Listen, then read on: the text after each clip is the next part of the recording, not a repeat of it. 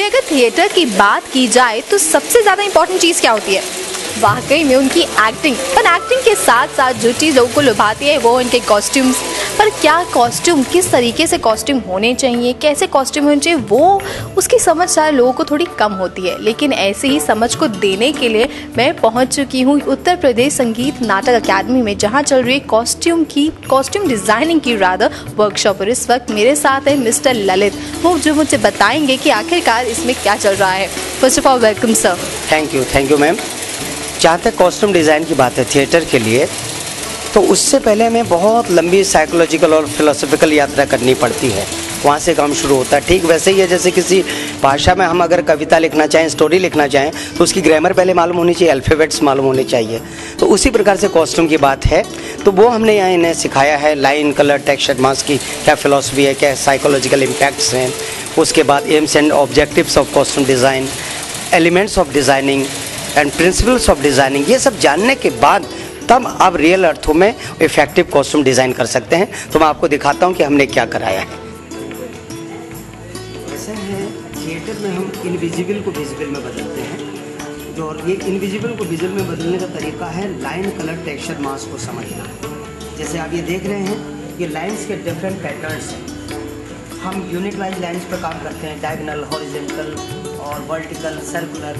उन लाइन्स का क्या इम्पैक्ट है, पैटर्न्स माने में उनका क्या इम्पैक्ट बन सकता है, क्या उनका मूड और मैसेज हो सकता है। इसी तरीके से हम आगे बढ़ते हैं। कलर्स कितने तरीके के होते हैं, प्राइमरी, सेकेंडरी, टर्शियरी, और उन कलर्स की आपस की मिक्सिंग से और क्या क्या कलर बन सकते हैं। ये रंगों को जानना हमारे लिए बहुत फ़ायदेमंद होता है, तभी हम किसी कॉस्ट्यूम के माध्यम से मूड आगे ले जा सकते हैं। ये डिफरेंट शेड्स ऑफ कलर्स, कि कलर का शेड कैसे बनता है, टोन कैसे बनता है, टिंट कैसे बनता है, ये तरह तरह की आकृतियाँ हैं, उनके शेप एंड साइज वो बहुत ज़रूरी है। किसी वस्तु के द्वारा हम मूड का, थॉट का, इमोशन का कैसे, ये न केवल एक रंग बल्कि कलर कॉम्बिनेशन में, जैसे इन्होंने इसमें आपको दिखाया है monochromatic combination, analogous combination, complementary combination में इन्होंने कैरेक्टर डिज़ाइन किया, कॉस्ट्यूम डिज़ाइन किया। कॉम्बिनेशन भी हमारे लिए उतनी ही महत्ता रखता है, और तब जाकर हम जो इनविजिबल है उसको दर्शकों तक इफेक्टिवली पहुंचा पाते हैं। जैसे ये रोशोमोन एक नाटक है, उसका एक पात्र है ताजो मारो। उसकी लाइन, कलर, टेक्सचर, मास की डीप स्टडी करने के बाद ये कॉस्ट्यूम डिज़ाइन किया। ये different shades and tones of different colours. इसी तरीके से इन्होंने आगे लाइन, कलर, टेक्सचर, मास का ध्यान रखते हुए अलग अलग तरह के पैटर्न्स में कॉस्ट्यूम डिज़ाइन हुए। अलग अलग नाटकों के इसमें कैरेक्टर्स हैं, इसके पीछे इनकी पूरी डिटेल स्टडी है। इन क्या कहती है, कलर का कौन सा शेड क्या कह सकता है, शेप एंड साइज क्या कह सकता है, उन सब बातों को ध्यान में रखते हुए ये सारी कॉस्ट्यूम डिज़ाइन की है।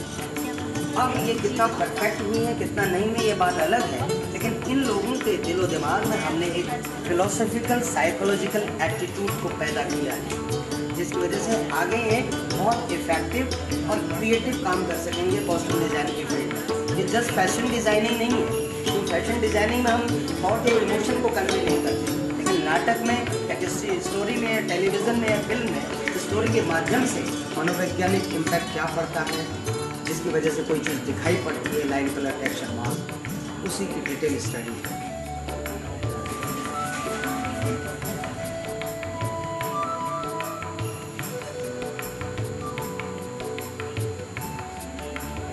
उससे इन लोगों को डिफरेंट पीरियड के कॉस्ट्यूम्स का भी आइडिया दे रहे हैं। जैसे आप इनको ये पहने हुए देख रहे हैं, ये आजकल की धोती है, लेकिन ग्रीक पीरियड जो BC आमतौर पर जो ग्रीक कल्चर है, सिविलाइजेशन है और ड्रामेटिक लिटरेचर का जो स्वर्ण काल है, उस पीरियड की बात करें तो उसमें जो वेशभूषा का ये है, उसे किटॉन बोला जाता है, जिसको मेल पर्सन धारण करते थे। हालांकि इसकी लेंथ काफ़ी लंबी होती थी और लेंथ में वेरिएशन भी होता है।